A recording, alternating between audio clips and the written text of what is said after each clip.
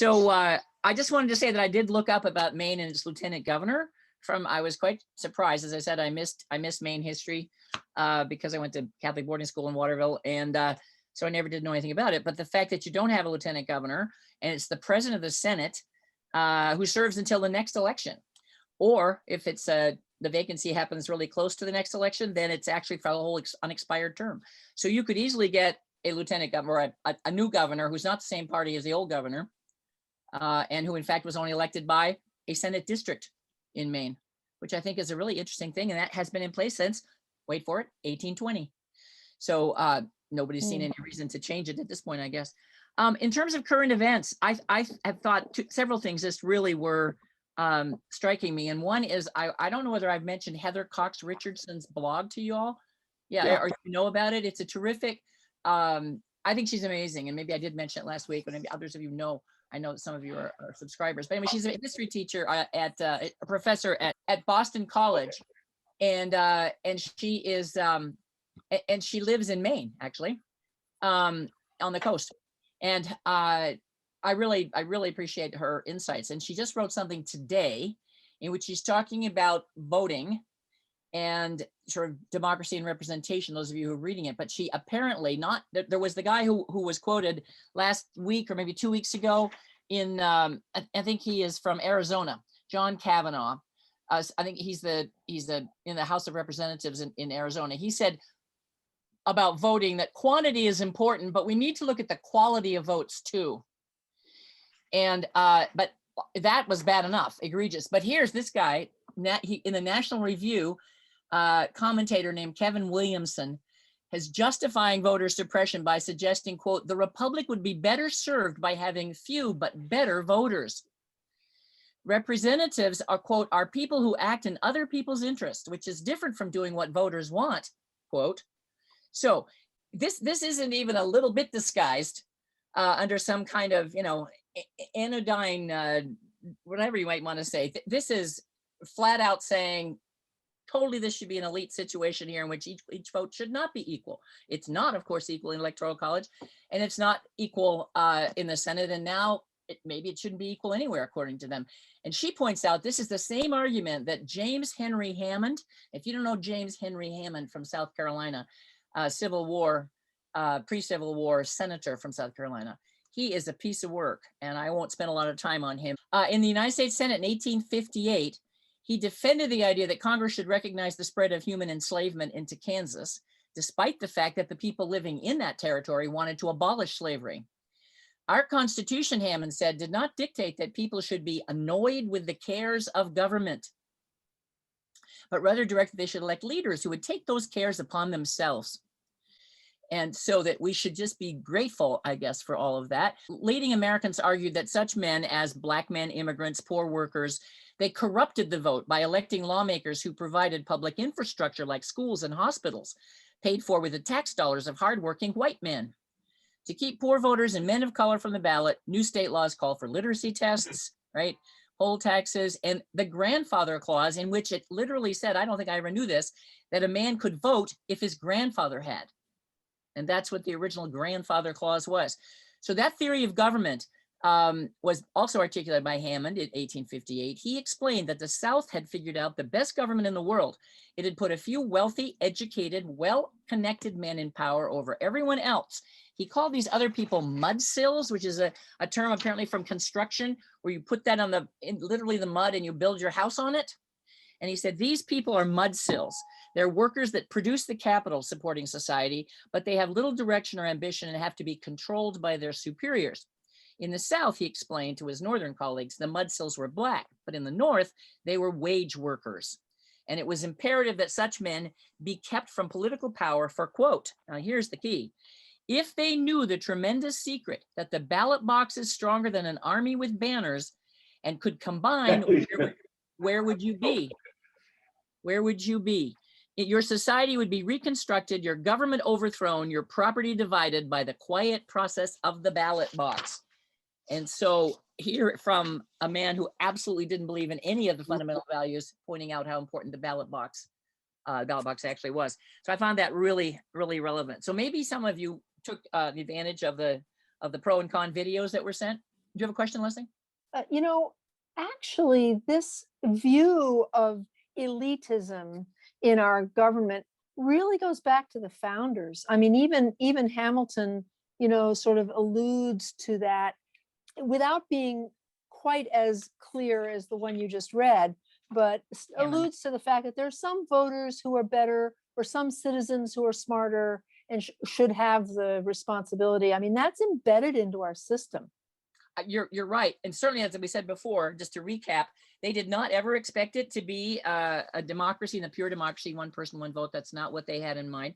And they were doing a constitutional republic, representative government.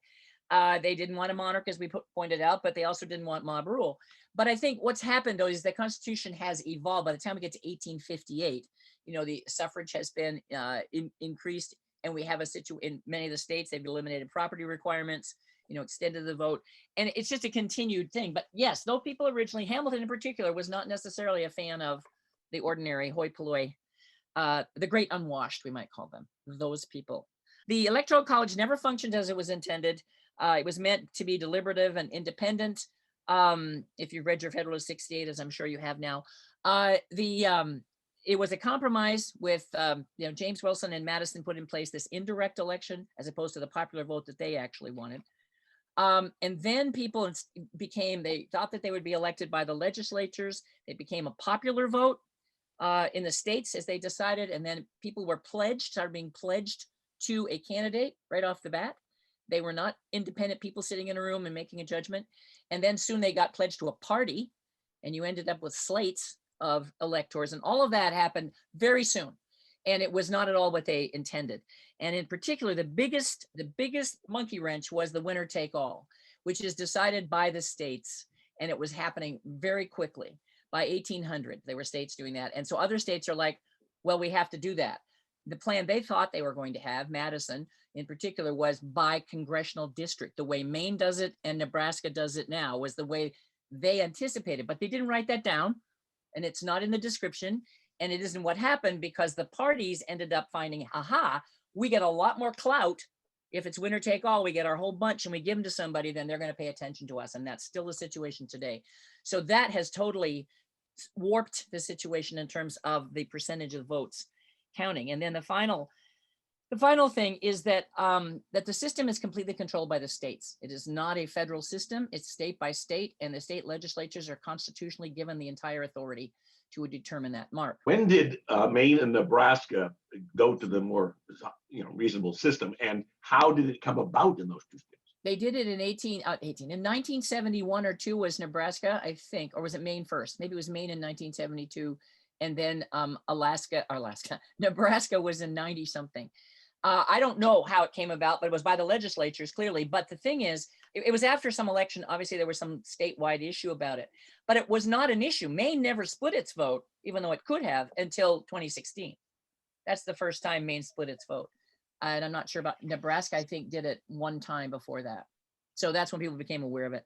And then finally, the other piece of this is the unrepresentative nature of the Electoral College, because it's based on the Senate, which is 2 per state, and those are added into the thing, means that there is a huge disproportionate weight of each vote. It is a complete violation of one person, one vote, in that a vote in Wyoming, which is the least populated state, right, weighs, one individual vote there, 3.6 times more than a Californian's vote. 3 times plus, 3.5 times more. And it's actually, that's varied. It depends also on turnout. In states where the turnout is lower, your vote counts more.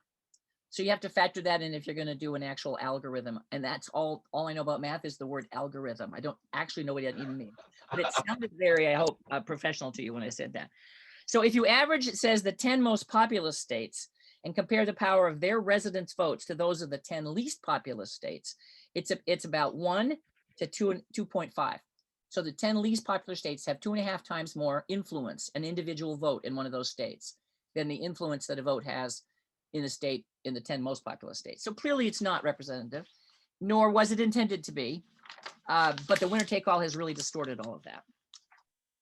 All right, you can see this, some of you? Yes.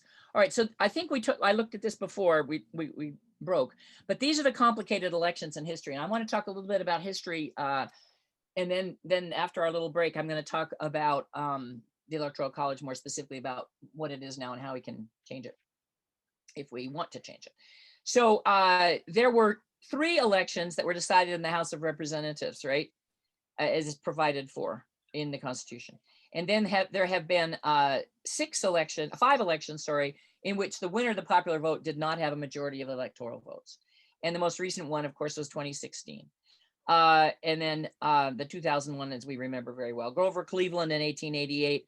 And then 1876 and 1824, we're going to talk about a little bit more, because those elections were really complicated and in some ways more significantly a violation of what we would hope would be accomplished.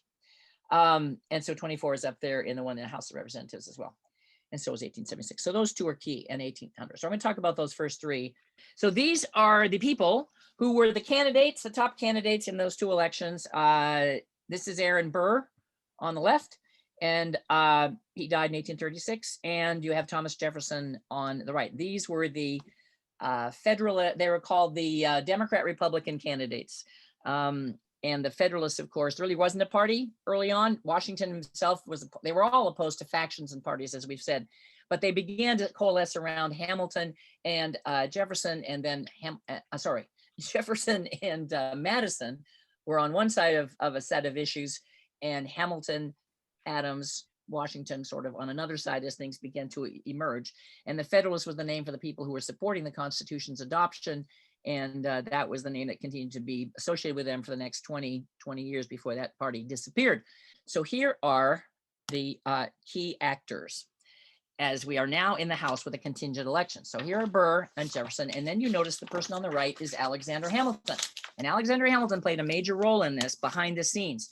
By this time, though, just a word or two about Hamilton is that, he and Burr were both on Washington's staff. During the war. They were both really brilliant students early on. They both met at what became Princeton, was the University of New Jersey. They were lawyers in New York City. They actually worked on some cases together. They were both brilliant. But the thing about Burr, and all of this is in Ron Chernow's book that I was talking about last week. He does such a great job of explaining all of the nuances about both of them. That Burr never, unlike virtually every one of the other founders and framers, he did not publish much about what he thought. He didn't send pamphlets. He wasn't explaining his positions everywhere. He played his cards pretty close to his vest, which made people feel like that he was too much of a pragmatist, more of an equivocator. They didn't really know where he was. And the line that Lin-Manuel Miranda pulls out in the musical is, Burr keeps saying, talk less, smile more. That's his advice to Hamilton. Talk less, smile more. Don't take positions. He did have some papers with his daughter. He had one daughter. Her mother had died in childbirth, Theodosia, and Theodosia was the name of his daughter as well. And she died in a shipwreck in 1812, and apparently had a whole bunch of his papers with him, so they were lost, if in fact they had existed.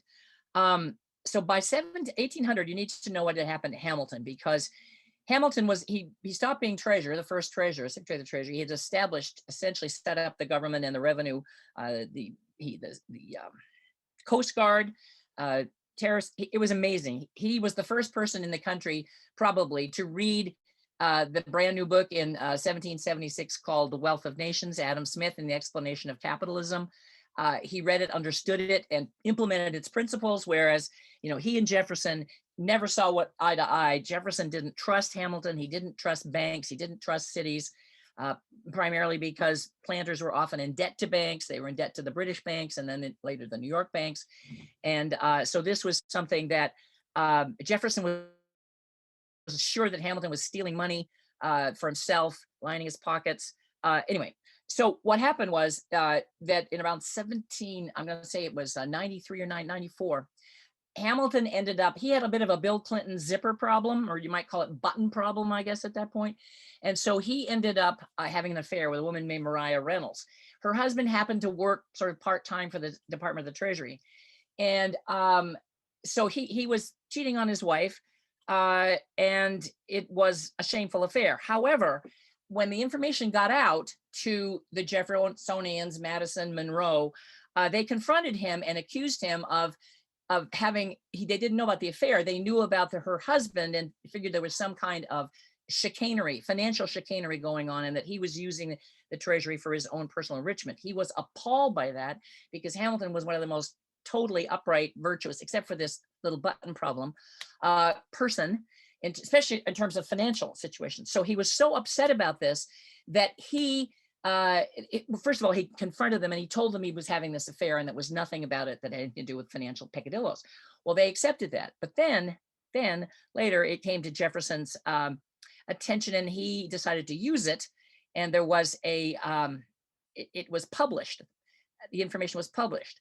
And it was published contrary to his agreement he'd made with, that Hamilton made with Monroe, to a Jefferson-backed partisan newspaper publisher named Callender, who went ahead and published this thing. Well, he kind of got Jefferson back, the same guy, because he's the person who also published about Sally Hemings and Jefferson about 3 or 4 years later. But Hamilton's answer to this, against all the advice of his friends, was to write a very long pamphlet in which he explained that he had not taken a penny and he was utterly honest in that regard, but he had had an affair. And so he published this information. And his friends were like, oh, for the love of God, Alexander, just let it go. It'll blow over. No, I have to clear my name, clear my name. Well, that was the death knell for any of his ambitions to being president or any other office. He was finished just practicing law. His wife, of course, was extremely loyal, was devastated, but she stayed. He died, of course, in 1804 when he was killed by Burr in the duel, but she lived another 50 years. And she was completely loyal to him and his memory. And again, if you've watched the musical, I think that that gets carried very well by Lin-Manuel Miranda. At any rate, when Jefferson does become president, one of the first things here after 1800, first thing he does, he tells Albert Gallatin, his Secretary of the Treasury, I want you to find out where Hamilton put all that money and get all that money back that I know he's stolen. And I want you to dismantle the entire financial system of the United States because it's corrupt. So Gallatin went off to do both of those things. And he came back to Jefferson and said, I'm really sorry to tell you, bud. First of all, he never took a penny. There's no money missing. And secondly, it's a brilliant system and we can't possibly get rid of it. So that didn't make Jefferson happy, but that's what Gallatin did. So that's what you need to know about Hamilton. He's out of politics, except he still has a lot of friends and he has a lot of influence. And that's when it becomes important. So here we are in the House of Representatives, where every state, remember, has one vote. That's what it says in the Constitution. One vote. Talk about unrepresentative decisions. So here's the first vote they took in the House of Representatives. And if your state couldn't decide about who to cast their one vote for, you got no vote. So Maryland and Vermont had a tied delegation, so they had no vote. Georgia had some kind of irregularity in their votes that were reported, but Jefferson was opening them because he was the vice president and he just accepted them. They were votes for him and Burr, and he accepted them and nobody argued. I'm not a big fan of Jefferson, like to say, but just I did not know that till this afternoon, actually, when I read it in a different book. And I'm like, one more strike against Jefferson for me. But at any rate, so here they are, and you're in the House, and what are you going to do? 16 states, 9 votes needed. Jefferson had 8 at the beginning, Burr had 6, and you had nothing there. So somebody had to give, or there would not be a president chosen, obviously. What would we do? Well, what happened is they voted 35 times. They took 35 ballots in the House. No change, no change, no change, no change. So during all this time, of course, Burr is very quiet, but he's getting pressure. People are saying, you were supposed to be the vice president anyway. Why are you? Well, he said, I'm not going to interfere at all if the people want me to be president. So, Burr does not come off as well as you might expect, and Jefferson was furious because everybody knew this was the deal, president, vice president, even though it didn't specify. So there were various people trying to figure out what they could possibly do to get out, because if they didn't, now mind you, remember, because of the lame duck situation where the new Congress doesn't come in until March, right? And this we're doing now in January. So it's a Federalist Congress, Federalist House, and they'd been replaced by Democrats in the election. The Democrats had actually won the majority, the Republican Democrats, the Jeffersonians. But so it's the Federalists making this determination, essentially. And so the idea was, how do we break this logjam? What do we do? And there was a guy named Bayard, James Bayard from Delaware, who was a single representative. And he was kind of, he was a Federalist, but he was sort of maneuvering. And he apparently went to Burr and said, hey, we'll do something with you if you would do this. At any rate, Burr denied all this. It was like, will Jefferson make a deal? And so there was some conversation apparently with Jefferson, like maybe you would not get rid of all the Federalist office holders when you became president. Maybe you'd make some kind of a deal with the Federalists to do it. Anyway, but nothing had happened until finally Alexander Hamilton got involved. And Alexander Hamilton was appealed to by the Federalists. What do you feel we should do? And finally, he came down on the side of Jefferson. And he said his famous line that, although he had never agreed with Jefferson on anything, he at least had principles, and Burr didn't have any principles. And Burr, and of course, this really set the thing in motion between Burr and Hamilton that's going to end up, 4 years later in the duel. There are a number of other political issues within New York that they also had. So finally, on the 36th ballot, they voted for Jefferson. It went to Jefferson. The Federalists changed several Federalists didn't vote. They made it happen. It came out that way. So this was the conclusion. One of the things pushing them was that if they didn't get a president by March 4th, they didn't know what they would do. And so potentially might be John Marshall, who was a Federalist and was Secretary of State. Nobody knew. So there was a lot of pressure to get something resolved. The important thing about that election is it was resolved, and it is, I think, with all of its incredible complications, the first peaceful transfer of power, not just in our country, but actually almost anywhere in history, between rival political parties. And it's pretty amazing. And it was one of the things, that we were talking about this year as being people anxious about this history that started, essentially it started in 1800, because in 1796, Adams was a successor, had been the vice president of Washington, right? And was, even though there weren't political parties, he was a continuation of those philosophies. So 1800 was a pretty incredible test for the country, and we passed, despite all of the potential areas of problems. However, it was pretty obvious to everybody that there was a serious problem with this business of the top two people. And so there was an amendment to the Constitution that was promulgated and passed quite quickly. For amendments, and that is the 12th Amendment. Okay, so we have the next election that's sort of interesting. Quickly zip over is the 1860 election, where Lincoln was elected with only Northern votes. That was the first time that had happened. He only had 39.8% of the popular vote, but he did have a clear majority of the electoral votes, and he had 18 states. And of course, his first running mate was Hannibal Hamlin of Maine. And had he not picked Andrew Johnson, tried to balance the ticket, the guy from Tennessee, right? Former Democrat, the only person in the Senate who'd been a Southern Democrat who stayed in the Union, he picked Johnson. Had he picked Hamlin, when he was assassinated, Hamlin would have become president, which I think would have been probably, I don't know a whole lot about Hannibal Hamlin, but he couldn't have been worse than Andrew Johnson, who up until recently has been pretty much known as the second worst president in our history. Buchanan winning the prize. And now, of course, we may have another competitor for that award. But history will have to determine that. But at any rate, you see that there were 4 different candidates. It was about the issue of slavery. The Democrats split into Southern Democrats and Northern Democrats, which meant that Stephen Douglas of Illinois only got 1 state, 12 votes.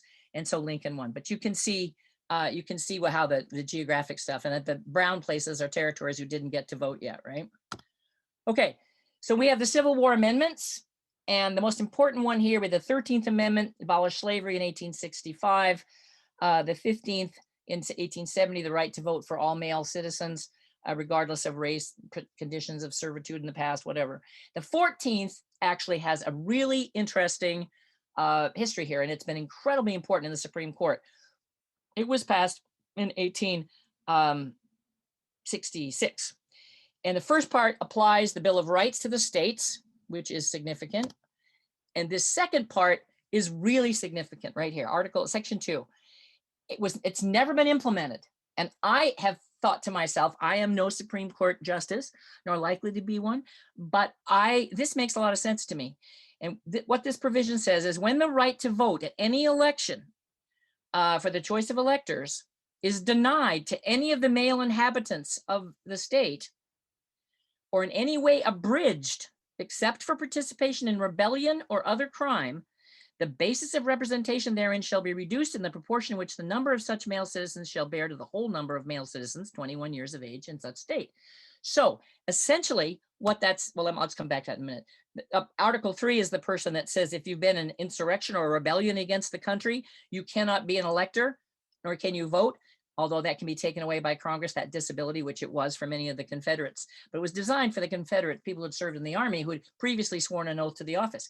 If President, this is one that was being discussed several months ago, that if President Trump had been convicted of he was impeached, yes, but he'd been convicted, that he might have been, could have been ruled ineligible because of this section of the 14th Amendment.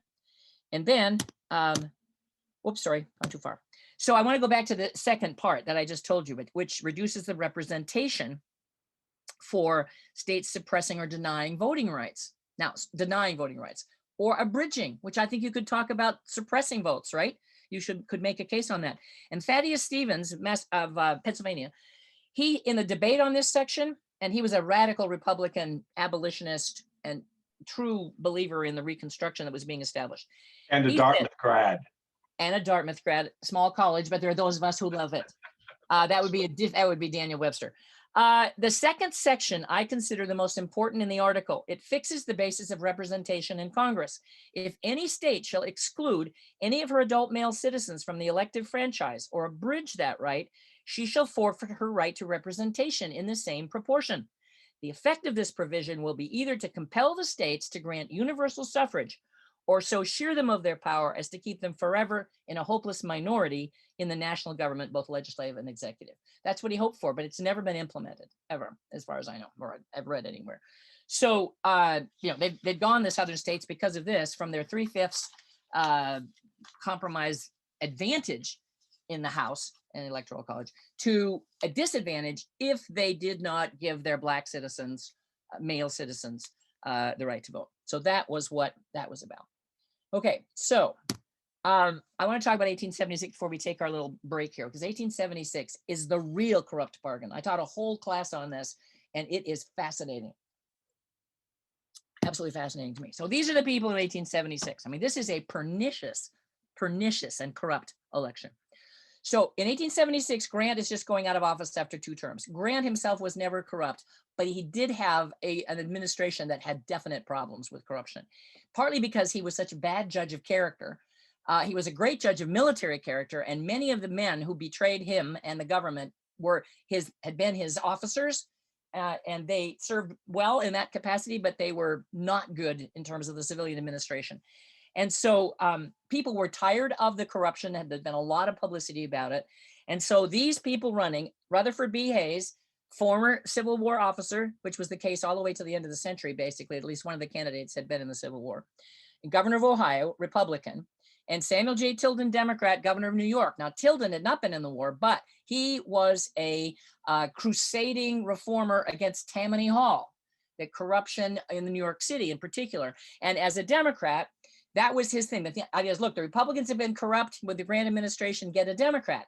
The Democrats were swimming uphill, however, because the war was still pretty fresh in people's minds. And the Republicans always campaigned from the war on practically till the end of the century, what they call the bloody shirt. They waved the bloody shirt, which was, this is the shirt, your son died at Appomattox, and he died, at Gettysburg, and it was a Democratic bullet that killed him, and a Democratic bullet killed your father, and a Democratic bullet, because the South was solidly Democratic, right? And the Democrats are traitors. And so any Northern Democrat, anybody running on that ticket after the war, even still had a real heavy row to hoe to get past that particular argument. But anyway, because of the corruption issue, it was a close election. And the other piece you need to know is that by this time in 1876, we had all but 3 of the former Confederate states. A little hard to see those. I'm sorry, I put black on them, but it didn't come out. Anyway, these are the Confederate states, and that under Reconstruction that had been readmitted into the country and redeemed by the Democrats. The local Democrats called it redeeming the state, taking it back from the Republicans and the military that was there. Grant had sent the military in. The 3 states had not yet been readmitted to the Union were South Carolina, Florida, and Louisiana.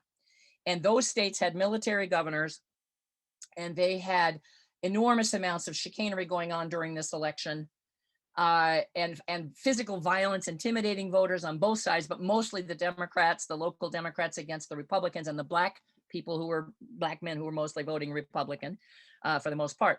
But this was the circumstance in which things were happening. And in order to become back in the Union, you had to agree to those three amendments to the Constitution, which was a real problem for some of the Southern Democrats. They didn't want to do that.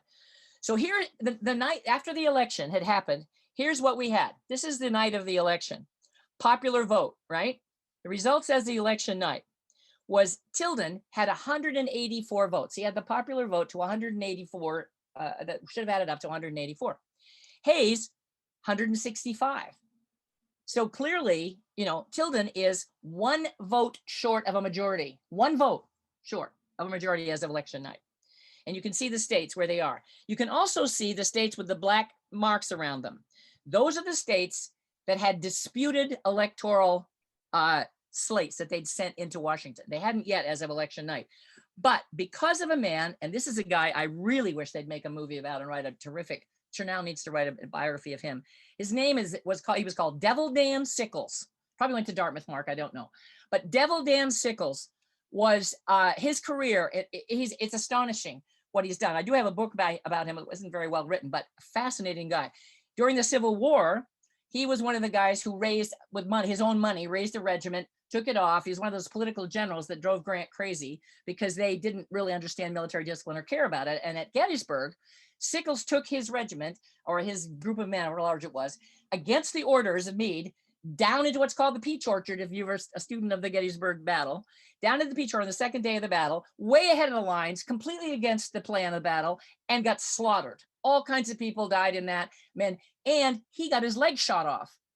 And so he got taken off in an ambulance with a horse, right? And he made sure they picked up his leg. And so he took the leg back with him to Washington, D.C., and he put the leg eventually in a museum. The leg is still in a museum today in Washington, D.C., and every New Year's Eve, he would bring some friends over to drink champagne with his leg. That was one of the things that Devil Dan Sickles did. He did a whole bunch of other things. At one point, subsequent to the war, he went off to London. He was an ambassador to Spain, maybe. He took his mistress and passed her off and introduced her to Queen Victoria under the name of the wife of one of his colleagues. He shot and killed Francis Scott Key's son right in front of the White House, basically, because he accused Francis Scott Key's son of having an affair with his Dan Sickles' wife. He witnesses and everything. He went on trial.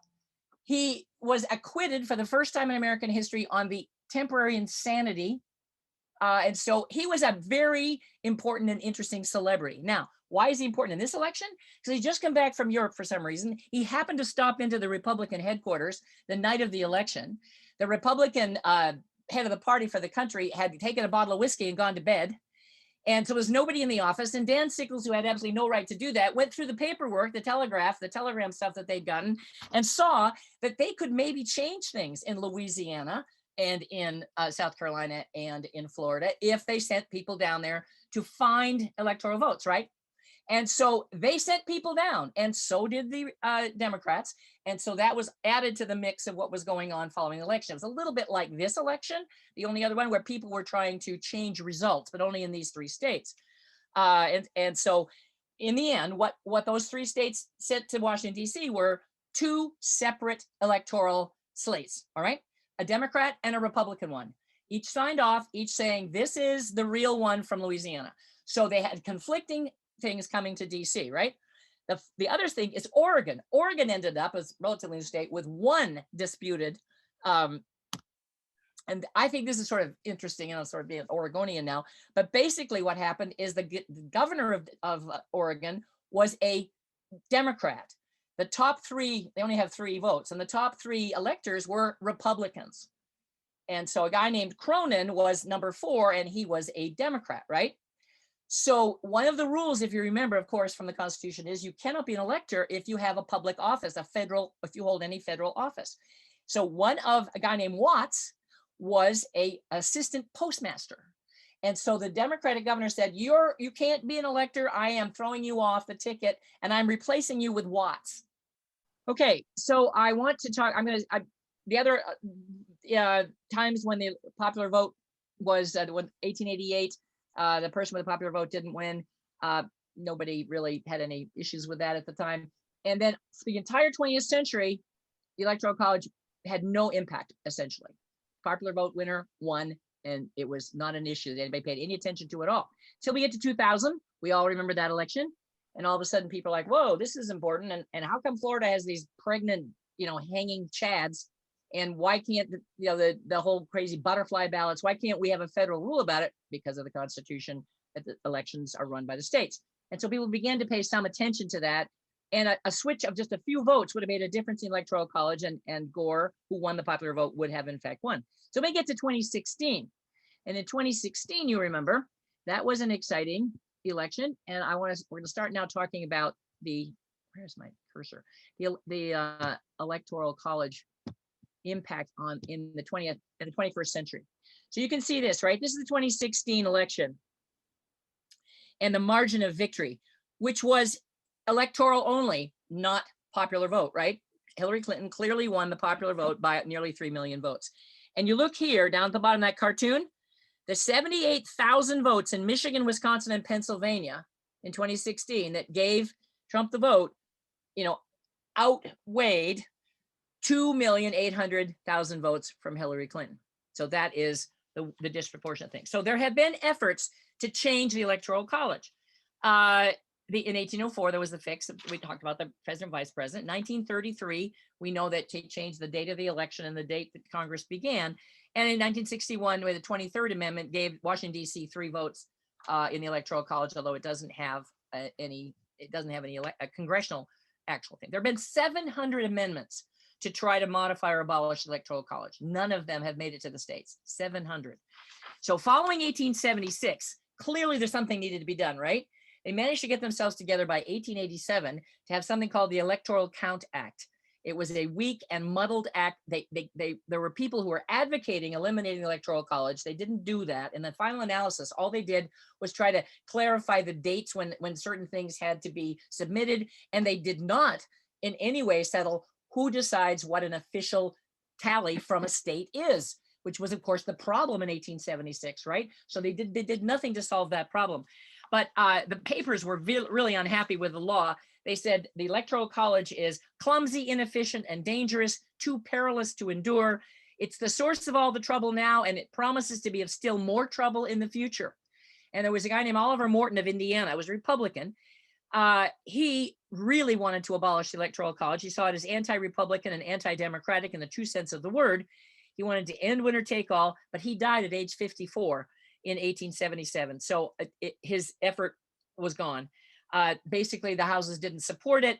And one of the arguments against changing it was, you have a false assumption that our government was intended to represent the will of the majority of the whole people of the United States. And that comes right back to what we talked about, the Heather Cox article this morning, right? There are still people who are saying, well, that's, nobody ever intended it to be democratic. One person, one vote isn't really a principle that matters. So essentially, once again, as after 1824, an unpopular and disputed election outcome failed to produce any changes to the electoral system. It just didn't happen. And essentially, it's kind of like the rain on the roof. Whose ox is being gored, for one thing. Some parties think they benefit. When they think it's their party, they don't want to change it. And you don't want to fix the hole in your roof when it's raining, because you don't want to be up there when it's raining. And when it's not raining, you don't care because it's not leaking. So it's a kind of a similar problem we've been in. The next and most serious effort to change it was in the 1970s with Richard Nixon. Senator Birch Bayh, the young senator, 1962, he became the chair of the subcommittee in the constitutional amendments after Kefauver died. And he kept that subcommittee going. And he said, national popular vote is the next logical outgrowth of the persistent and inevitable movement in this country toward the democratic ideal of universal suffrage and all votes counting equal. So it was the first time that an advocate had actually chaired that committee. And he had 18 co-sponsors on his bill to abolish it. he had accepted a runoff because the American Bar Association said, well, we need to have a runoff. He had the majority leader, Mike Mansfield, and the minority leader, Everett Dirksen. Some of you guys remember these names because we're now not in history anymore, except for Leah. We're actually in current events for us. And so we remember these guys, and they supported it. Bipartisan in the House. The Chamber of Commerce supported it. American Bar Association supported the elimination. And the experts testified that the Electoral College did not help small states. And that's one of the persistent myths, that somehow small states benefit from the Electoral College. They do not. In the 1968 election, George Wallace, if you remember, from Alabama, he ran as a third-party candidate. He won 5 states and 45 electoral votes. It was not enough to block Nixon, who had won the clear majority and who beat Humphrey by less than 1% of the popular vote. But the Southerners, Wallace wanted to get into the House of Representatives, just as the Trump people after the fact, this election, were trying to get enough disputed electoral votes to get into the House, right? And so this was a similar tactic, but of course with Trump, it's after the vote, not before the vote. Here's my coolest fact about these hearings in the early 70s. So Jeanette Rankin, you guys remember that name? First woman elected to Congress, elected from Wyoming. And so she was elected in 1916. She was still alive, and she came at age 89 to testify to these congressional hearings. And here's what she said. And when they were arguing about, we're going to need a runoff and that'll be a double election and that's really expensive, she said, you're not going to need a runoff. There's something now being invented called a computer. And so you can just use these computers and you won't need that. And I just thought, awesome. An 89-year-old person had a wide enough vision, broad enough horizons, Leah, in order to understand that and to see that so far in advance. It passed the House 83%, that amendment to go to the states. But the Senate, it failed. The Senate, the Southern senators filibustered it. And there were enough, some of the Northern senators thought they were pressured into saying, some of the minority groups within those Northern states said, hey, winner take all really works for us because we can be a swing state and this will stop our being able to use that. And the South, as I said, was united in opposition. And what Bai said was, it's a blatant case of a little band of willful men who fear and are therefore thwarting both popular will and the political process that they extol. And that is true. So the question is, for or against it? You saw those videos, maybe. I don't know if you had a chance to read the articles, but essentially to just sort of sum up, it's admitted that there have been problems from the inception. It was never intended to function the way it does. They expected electors to be independent, as we said. And they expected, the 12th Amendment changed it and established the parties as being significant in terms of pledging people to it, even though originally Madison wanted the president to be acting for the people, not the states. And then the winner take all versus the proportional plan, the Maine Nebraska plan, which Congress by congressional district in 1836, actually Hamilton proposed a constitutional amendment in 1836 to get rid of winner take all and to have the proportional like Maine and Nebraska, but it didn't go anywhere because that was the year he actually died. So the problems with it now depend on what you value as an individual, whether you think this is a problem or not. 1, presidents win without a popular vote mandate. That can happen. Number 2, individual votes are not equal. It's a violation of one person, one vote, but some people obviously don't consider that to be a problem. Number 3, minorities are disadvantaged in terms of the urbans. Many minorities are in urbans, more of them. And so their votes are sort of, their votes count less because of the dense population. Their votes are submerged. Number 4, focuses campaigns on swing or battleground states. 75% of Americans live in states where most major candidates never campaign, which completely depresses the turnout, registration. And those swing states, they change, but they are not representative of the rest of the country. So what are the arguments for the Electoral College? This woman named Tara Ross has written a book, Why We Need the Electoral College, in 2017. That was the one I found, the only actual book. And she's also on that, one of those videos, clips that you got. So these are her arguments. It combats majority tyranny. It supports federalism, preserves the states as discrete entities. It promotes more equal regional representation. I don't understand that one. It protects the interests of sparsely populated states because it requires campaigning everywhere. That is just simply flat not true. It preserves the importance of political parties. And that is true. And it means we'll only have a two-party system. It supports the two-party system. Very hard for a third party to get any electoral votes. And it keeps us from what she sees as a bad system, the parliamentary system, which is very fragmented. And it keeps us, it's an even keel that keeps us going on a straight course, because even though we are very, very different in many parts of our country, and it decentralizes our election, so it prevents hacking and cheating. So if there's a problem in the debate that I watched a couple of weeks ago, this guy made an unfortunate reference. He said it's like watertight compartments in a ship. Each state is independent. So if there's a problem, say in Florida, it won't impact the election. Everybody went, what? How about 2000? He might have picked a different state. It would have been better for him. But what he's basically saying is the corruption in the state won't leak over and get into the others, because it's all same. Americans have forgotten the importance of state sovereignty. And essentially, it's as good a system as we're going to get. It was enshrined in the Electoral College, it was in the Constitution, because the founders the framers thought it was the best. That is not true. Many of the framers did not like the system, and many of them thought the whole system wasn't going to last very long. And she likes the fact that it guarantees certainty to the outcome of the presidential election. Yes and no. The other problem is, in one of the articles, is that it could allow, if you had a national popular vote, you could have like 27 candidates, and as a person with a very small majority, plurality would win. And that is possible if you don't have ranked choice voting, which Maine is smart enough to have. And ranked choice voting is exactly what we should have, I have come to believe, in the national popular vote. If we had ranked choice voting, you do get you make sure you've got a majority, and you're getting essentially a runoff for no extra money.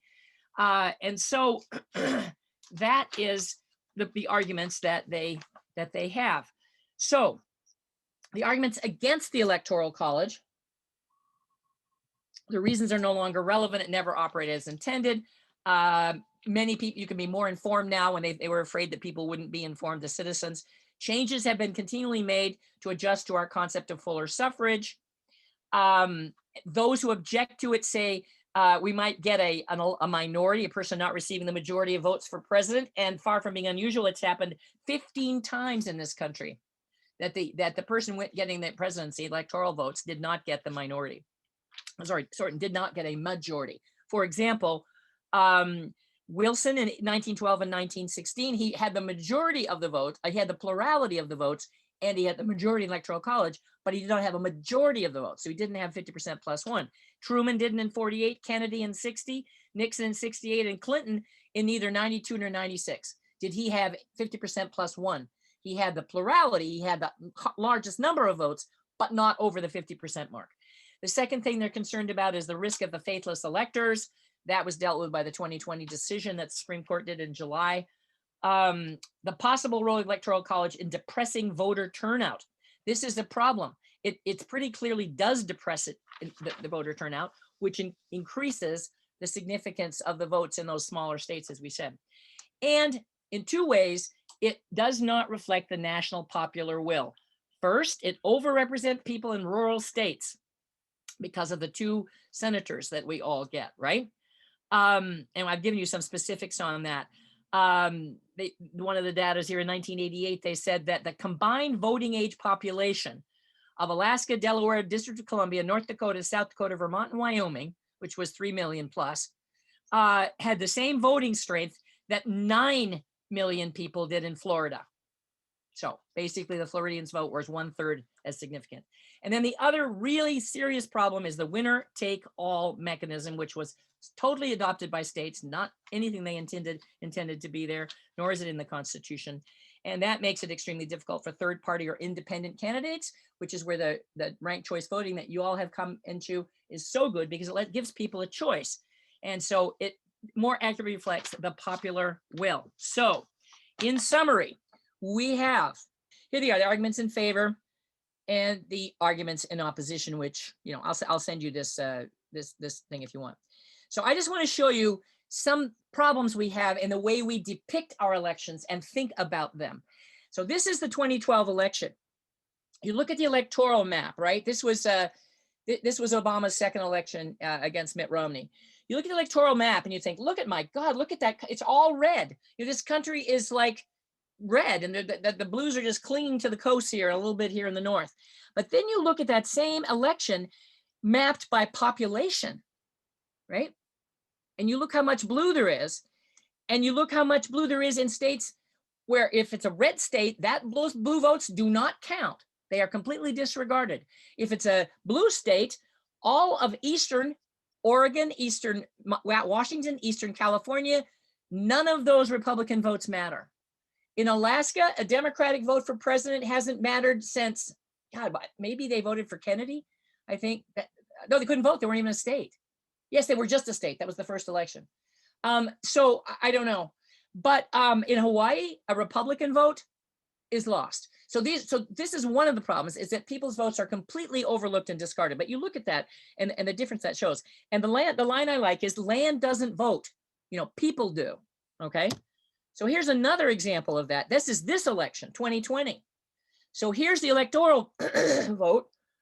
And then here's the 2020 votes by county. Now we don't tally votes by county, and a lot of them aren't reported. So this stuff came from daily cost, basically, the data. But look at that. I mean, and the circle shows how many people there are there, how many votes. And so you see that in terms of population, it's much more balanced, right? Than it is by if you just look at the states themselves. So my question is, are states still an appropriate entity to be making these decisions? So now look at this way of graphing 2020. Here's the electoral vote up above. Here it is voted by vote share, and you can see sort of, that strongly blue, slightly red, strongly red. And I love the one on the bottom. These are the votes as it is, the popular vote. That's what the country would look like. There's a name for this kind of weird graph, but isn't that interesting? If every vote counted equally, that's what it would look like. So here's the question. So what is the problem? The problem is that there are a whole bunch of flyover states, not just the ones they think of. These are the votes that are ignored by campaigns, and where anybody who votes for the wrong party is completely ignored. It is a total violation of one person, one vote. And so here you see the flyover states. None of the rural states are battleground states. Let's just keep flying. Those are the real flyover states. Now, Maine, of course, in this last election, Maine has become a swing state because of the dividing of your votes. So what are those states? Now, I put this map together these charts together in October. So we didn't know how the election was going to turn out. This was based on the data in October. All right, so Democratic safe states. These are states in all, this part's accurate. It's just the red things that are slightly different. Democratic states in all 5 elections since 2000, all right? 15 states, 192 electoral college votes. So you look at these states, they voted 5 straight elections Democrat. Minnesota also had done that, but people thought in this election they might be up for grabs. That's why it's red. But so understand that no campaign events happened here. No money was spent. Those of us in Oregon are glad because it means you don't have to watch those campaign ads all the time, which some of you guys definitely had to watch, right? But other than that, your interests aren't there, your issues aren't there, and nobody's paying attention. Here are the safe Republican states in those last 5 elections. And here we have some 22 states, 179 votes. So here you see the states that were seen to be in October as potential battleground states, even though they had been Republican for 5 elections, Arizona, Georgia, and Texas. And they were right about that in October, right? As it turned out. So here are the potential swing states in all 5 elections. 14 states that have vacillated back and forth, 166 electoral college votes. And the ones with bold are the ones people really saw as the battlegrounds this year. And they were right? Florida, Michigan, North Carolina, Pennsylvania, Wisconsin. So what have we got here, basically? It's all about the swing states, right? I'd like to buy a red, which is essentially what you're looking at. And here you've got campaign visits, right? These are all the states. 8 states with 24 electoral votes had 1 campaign visit. Wisconsin had 40 campaign visits. 10 electoral votes.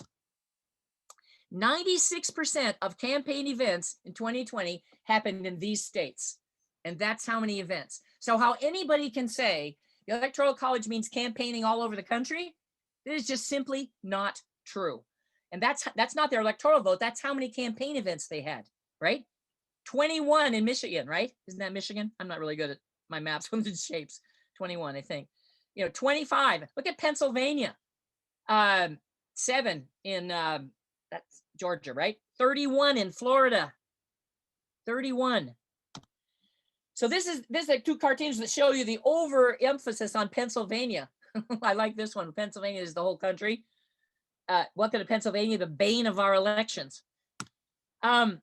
So what's the history of swing states? They first started talking about swing states in 1936 when Roosevelt ran against Alf Landon.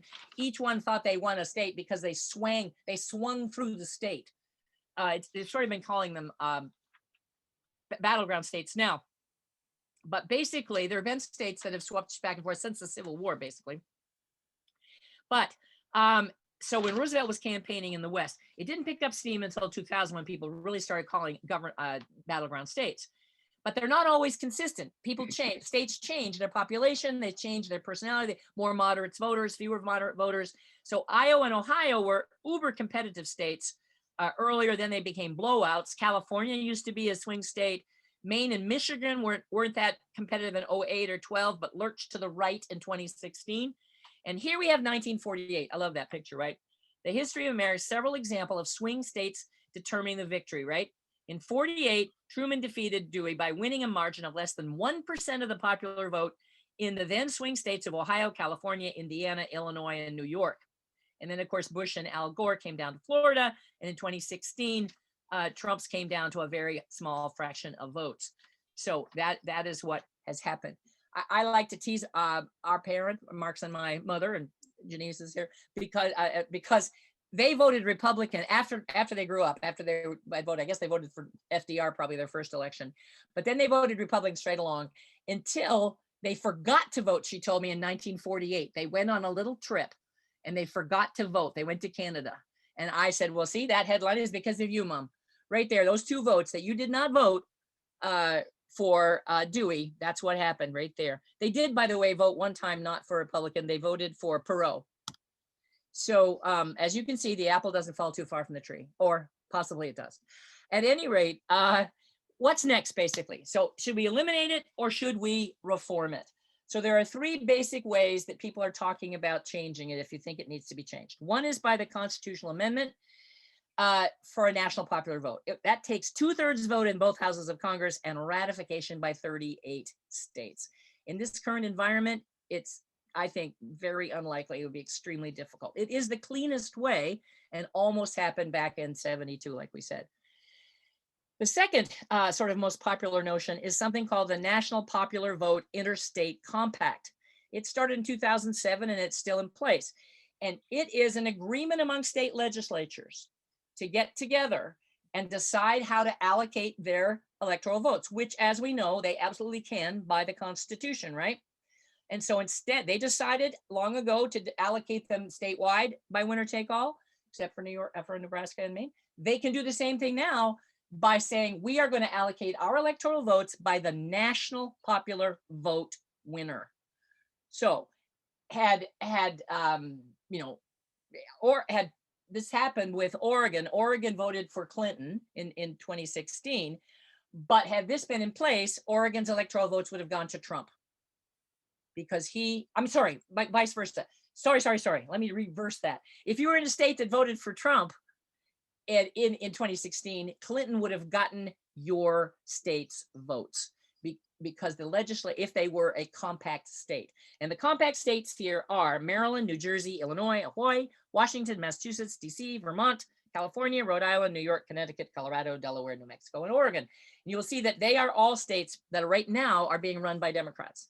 And that is because, the Republicans feel like the Electoral College is the ox being gored, I think, is because they feel like it benefits them. But the National Popular Vote Interstate Compact is a bipartisan group, and they have some pretty heavy hitter Republicans on this group, including Michael Steele, who used to be the national chair of the Republican Party. So there are some far-seeing, in my view, Republicans that are supporting this. So it's an asterisk on Colorado because there was an initiative put on their ballot in 2020 to repeal their approval of the compact, but the people of Colorado voted again to stay in the compact. So the two problems with this way, it doesn't go into effect until there are 270 electoral votes in the compact. Right now, there are only, not only, but there are 196. So the states add up to 196. This compact doesn't go into effect until they've got enough states to make 270, right? Because it has to be enough to be the majority in Electoral College. So obviously one of the weaknesses is a state legislature can change. It changes its population and changes its mind. That can happen. Another argument some people say they're opposed to this is that the Constitution prohibits interstate compacts, or it very much limits the compact states can do. But there's a lot of evidence that the judicial, that's not the right one, but the legal history of this country with the Supreme Court is that they've approved many types of interstate compacts. So of course, if this went into effect, it would be litigated immediately, would go to the Supreme Court. But the question, and that would depend who's sitting on the Supreme Court, right? But they do feel like they have a lot of precedents. And if you're at all interested in this, here's a small text that is called Every Vote Equal. It's published by the Interstate Compact, and it's only $5 on Amazon. If you want, it says every fact you would ever want to know about the Electoral College or about the arguments in support of the Interstate Compact, okay? So another option that some people think is less drastic than the National Popular Vote Interstate Compact, which by the way, is not an undermining of the Electoral College. Absolutely not. It is firmly rooted in the Constitution of the United States because states have the authority to determine how their electoral votes are allocated, period. So proportional allocation by congressional districts. This is what Madison and Jefferson and the framers thought was going to happen, remember? And this is what you do in Maine and Nebraska. So people are saying, well, maybe we could all do that. And the question people have asked is, how would that have changed the last election? And you look at it here. This is a schema that shows what would have happened if everybody used Maine and Nebraska's plan, which is that 2 senatorial votes are allocated to the statewide and the others are done by congressional district. So you can see that Biden would have won with 277, but it much closer. Trump would have had 261. But you also see that there are votes of the opposite party reflected. So it is clearly closer to the will of the people in that state, right? Than winner take all is. Although it still is disproportionate. It still means, the one, by the way, I just want you to know, in Oregon would have been my congressional district. We are represented by the one Republican in our delegation. It's all Eastern Oregon and little Ashland Bubble, who's kind of like a mini Eugene. So the question is that is one issue. It's still not really proportional. And the other problem with doing it by congressional district in a state that is at all larger than Maine is this, the gerrymander. And the problem is state legislatures control the drawing of the lines for congressional districts. And we already have some outrageous districts in many states. And both parties have done this when they're in control. And that's why House Resolution 1, which is in front of the Senate right now, calls for in every state having a nonpartisan commission to determine their boundary lines. And that is a crucial thing that some states have adopted. But the gerrymander, of course, this comes back to 1813 because the governor, Elbridge Gerry, was part of this, drawing this particular district for a state House seat or Senate seat. And it looked like a salamander is what they thought. So that's how they managed to do that. So the gerrymandering would be a huge weakness, I think, in this problem, but unless we could get it into the hands of nonpartisans, which might make it more equitable. So it might be an interim solution, or who knows, basically. So anyway, I began with the preamble to the Constitution because we the people, because I think it's such a glorious and wonderful aspirational statement. I'd like to end with Benjamin Franklin's remarks, closing remarks to the Constitutional Convention. And as you probably know, Benjamin Franklin died shortly after the Constitutional Convention. He is an extraordinary man as well, who was participant in all of the major events of our colonial plus, that whole 40 or 50 years. Every document has his signature on it.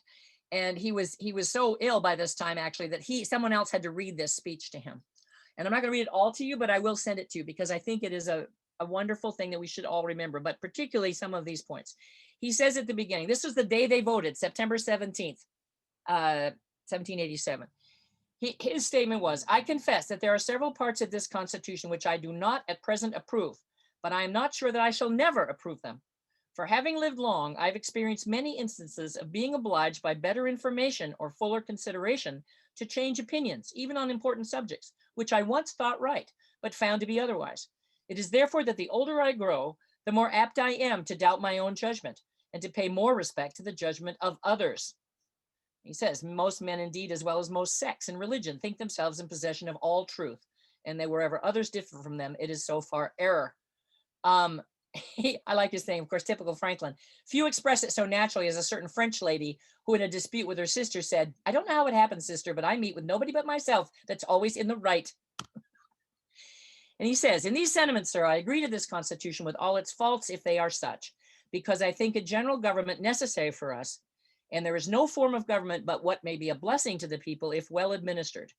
And I believe that further that this is likely to be well administered for a course of years, and can only end in despotism, as other forms have done before it, when the people shall become so corrupted as to need despotic government, being incapable of any other.